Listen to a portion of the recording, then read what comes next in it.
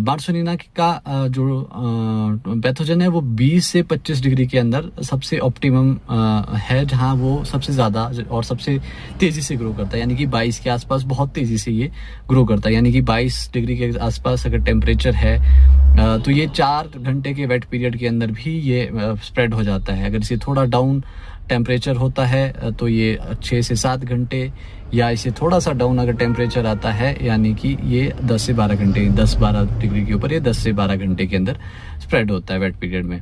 और जब 25 से ऊपर टेम्परेचर जाने लगता है तो ये इनएक्टिव हो जाता है।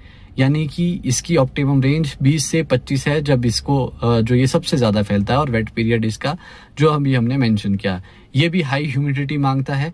पिछले जो 6-7 दिन बरसातों के बाद गए हैं उसमें बहुत ज़्यादा ह्यूमिडिटी रही है, 80% से अबव ही ह्यूमिडिटी रही है।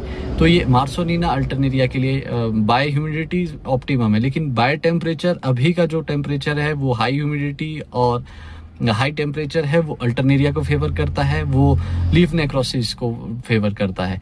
मार्सोनिना अभी बरसाते हैं 4-5 दिन, तो इसमें हो सकता है टेम्परेचर का रेंज उसमें आ जाए और मार्सोनिना का अटैक आ जाए और हाई हमारा वेट पीरियड उसको मिल जाए, मार्सोनिना का अटैक हो सकता है।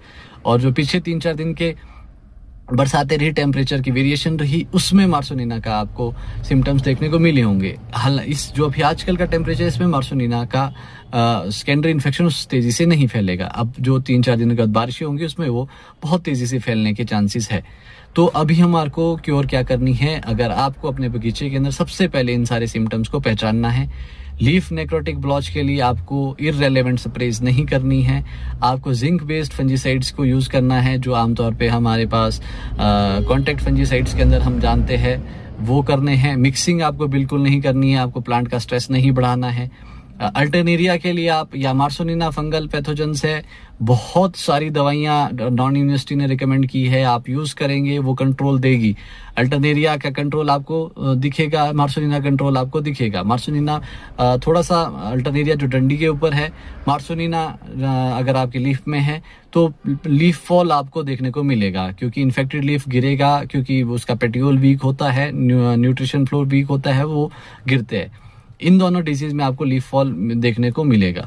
अल्टरनेरिया जो लीफलेट पे है, पत्ते के बीच में है, वहां आपको लीफ फॉल देखने को कम मिलता है, वो वहीं के अंदर बर्न हो जाता है अगर वो बहुत ज्यादा डैमेज लीफ के अंदर नहीं किया गया होगा।